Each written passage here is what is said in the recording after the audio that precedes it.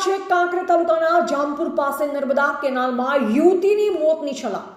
24 વર્ષીય ફૂલવતી માજીરાણા નામની યુવતીએ નર્મદા કેનાલમાં પડી કરી આત્મહત્યા। સ્થાનિક તરવૈયાએ મૃતક યુવતીની લાશને કલાકોની જહેમત બાદ બહાર નીકાળી। મૃતક યુવતીએ આત્મહત્યા કરતા પહેલા વોટ્સએપમાં પોતાના પરિવારને મેસેજ કર્યો હતો। સુરેશ અને સેજલ નામની યુવતીના કારણે તેને નર્મદા કેનાલમાં પડી આત્મહત્યા કરી હોવાના મેસેજ આવ્યા સામે। નર્મદા કેનાલમાંથી મૃતક યુવતીની લાશને બહાર નીકાળી સિહોરી સરકારી હોસ્પિટલ ખાતે લવાઈ। સિહોરી પોલીસે સુસાઇડ નોટ અને મોબાઈલની ચેટિંગ આધારે વધુ તપાસ હાથ ધરી છે।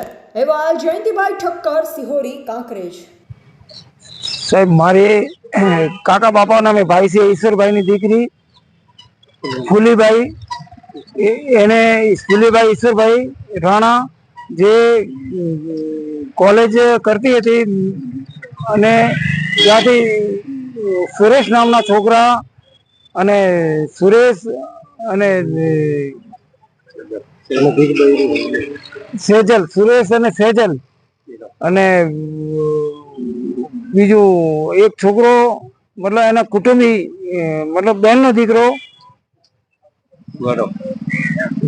એના દ્વારા પ્રતાડિત કરીને છોકરીને થપ્પડો પણ મારવામાં આવી હતી અને એના કારણે કેરાભાઈ, એનું નામ કેરાભાઈ અશોકભાઈ રાણા, એ વલ્લભનગરમાં રહે છે અને એને સૌથી વધારે ક્રાઇમ જેટલો સુરેશે તો ગુનો કર્યો છે એના કરતી વધારે ગુનો એને કર્યો છે। એને મારપીટ કરી છે અને એ દીકરીને મરવા માટે મજબૂર કરી નાખી હતી।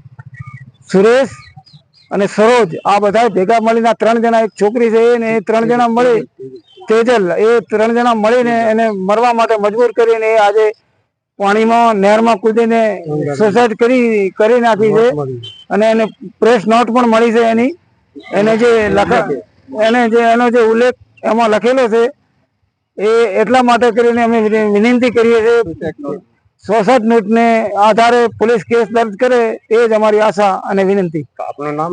મારું નામ કરશનભાઈ ફકીરાજી રાણા ભીલ। કઈ જગ્યાએ રહો છો? હું કુંતાસરી રહું છું। 2 કિલોમીટર દૂર મારા ભાઈનું ઘર છે ડામરકા।